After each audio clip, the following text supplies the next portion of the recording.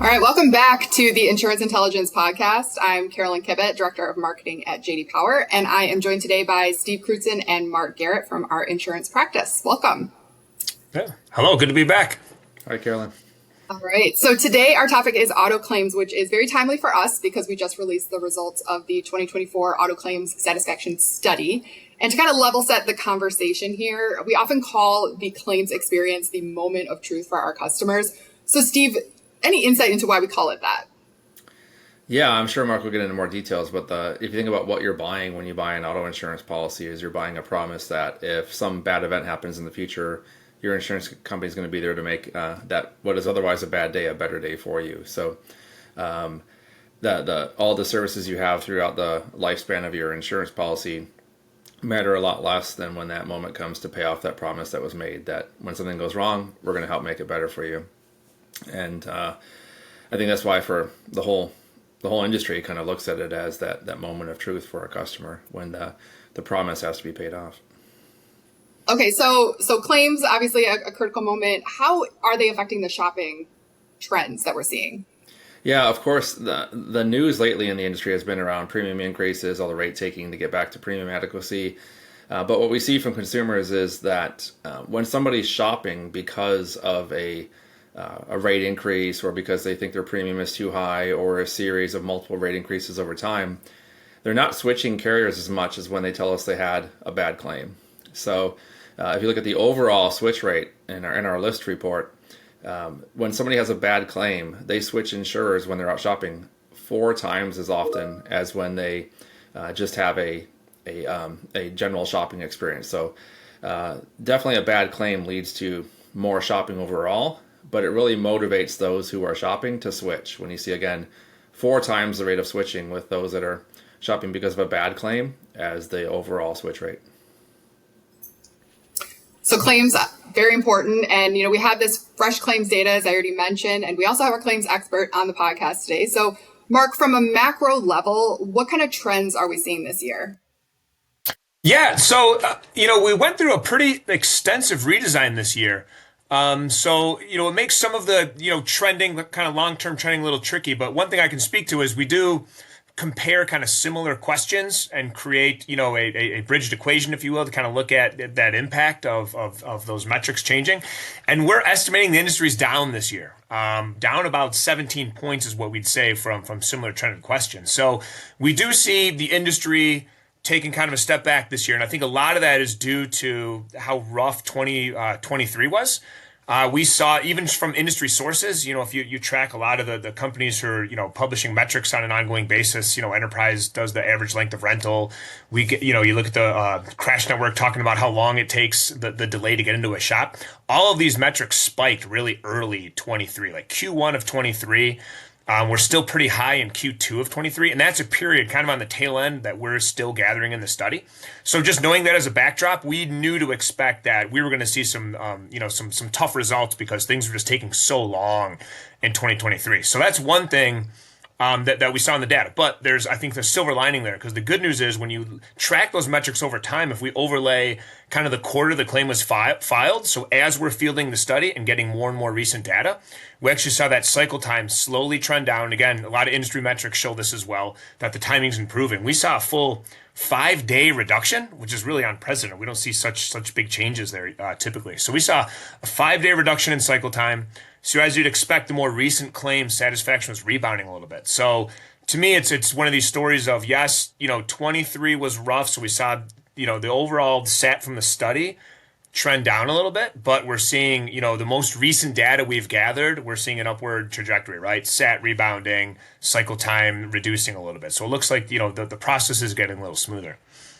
And maybe just to piggyback on Steve's point, so we do talk about shopping and claim sat as a driver of that, in our auto insurance studies, certainly in Steve's work on shopping. So just to speak to what we see in our data on that same topic, we asked this new scale, this poor to perfect scale. And if you look at people who say their claims experience wasn't good, if they mention it was a poor claims experience, so thankfully it doesn't happen a lot. When it does happen, these customers, it's 80% of these customers, essentially, they've either already left the brand right? Because you don't have to be with your insurer to tell us about the claim. So it's they've already left their insurer, or they say they're going to leave at the next renewal. So stated intent to leave the brand. But you put those metrics together, that's 80% if you have a bad a poor claim.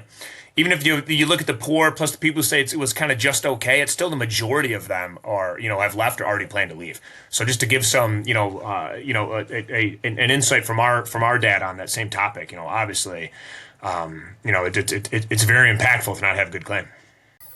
So another kind of hot topic that we've talked about for a while now, premium increases. Can you talk a bit about how the premium increases actually influence the satisfaction with the claim experience? Yeah, that was an interesting finding, I think, in this year's study, and it was something that we hadn't asked about before. So it was something I was really interested to start analyzing that data for the first time, asking a question about that. And obviously, that was just kind of in response to the marketplace, right? There's so much rate taking happening. We wanted to make sure we had a question in there to gauge, did your rates increase? I think we've asked in the past if their rates went up due to the claim. So it's more, once you had the claim, did you see a change in your premium? Where now we're asking, what about even before the claim, right? Did you have a premium increase at all in the last 12 months? And what we found is that group of customers that had the premium increase before even going through this claim process provided some of the lowest scores we saw in the study, right? So there's this idea that, it's already impacting the way they're viewing that experience. Going in, entering the claims process, they're always a little skeptical because, hey, they just increased rates for me pretty substantially for some customers. So I'm having a claim and it's making them look at things a little differently. I think the biggest example to give on that would be if you look at we looked at it by age group, and it was the boomers and older. So boomers and pre-boomers, you looked at their trust scores among people who said they had a premium increase, and it was 200 points lower. That's the impact on that trust dimension than compared to a younger demographic. So somebody who's been paying this policy for a long time, a long tenured customer, you raise their rates, and it's having a big erosion of the way they trust that brand. When that happens as a result. So they go into the claims experience, and we just saw that they were expressing more frustration with things like communication, their expectations being managed for the claims, certainly back in, 23 where things were taking a really long time. So it's like you're missing some of those key milestones around managing expectations, communicating with them, making it, making them feel more at ease after the report and the claim. All those things had lower scores from that group of customers who had just had a premium increase. So obviously a lot of challenges that the industry still has to face. If there was a specific area of focus that you would, recommend people focus on first, what would that be? Yeah, well, there's a couple interesting things I think that we saw in the data. I think a couple things that stand out are, one, we know there's been a huge emphasis on, digital processes, right? And so everyone's still focused on these areas. A lot of AI getting integrated into the process steps. But where we really see it in our data, because a lot of the AI stuff can be behind the scenes, where we're looking at more like the customer interfacing. So like the mobile apps we know was a big priority for insurers. We saw a lot of investment in that space, a lot of revamping mobile apps. And I would say that's an area where we really saw some of that paying off. So we saw, just another example here would be when you report the claim, we've always seen talking to somebody score better. So like the last 3 years I looked at, if I talk to a call center or my agent, I'm always providing higher scores than digital. This is the first time in that last, recent memory where digital now outperforms and the mobile app was exceedingly high. I mean, that was like the highest first notice of loss scores we saw reporting through a mobile app. And I think that just speaks to all that investment in there, making that a more streamlined process, right? Pulling in auto-filling data, pulling in things like the weather and pinging the location, making shop selection easy. It's like all this stuff's getting pushed into that, that workflow, and it's creating a really satisfying experience. And then the other thing on the digital too is we see that people who then stay in that channel also provide some higher scores, but it's still a relatively small group. About 13% of customers said, I reported an app, submitted photos, went back there to get my status updates. But when you isolate that group, really high scores. And I think, part of that is because it's communication is so critical, and you get people into these, quick, easy to find my updates, kind of maybe see a timeline of events. I can see where I'm at in the claim, because to your point around what are really those critical moments, and we see by far, communication continues to be, the linchpin of having a good claim. The number one KPI now, again, we redesigned some things, but the number one KPI in this study now is just making it easy to communicate with the insurer. Right. So, yeah, it's kind of an outcome. There's a lot of things you need to do along the way to make it easy. But we find like that's now the number one KPI. Just make it easy for me to access information, or if I'm calling, I can, get in touch with people. They get back to me quickly, like make that whole process easy. So I think that was a real interesting finding this year. All right, so there's obviously a lot more we could cover on claims, but we're going to stop there today. If you'd like to discuss this topic any further, please don't hesitate to connect with us. We're also excited to announce that we are bringing back our insurance claims event in October of 2025, so keep an eye out for information about that. In the meantime, I want to thank Steve and Mark for joining me today, and thank you also to our listeners. We'll see you next time.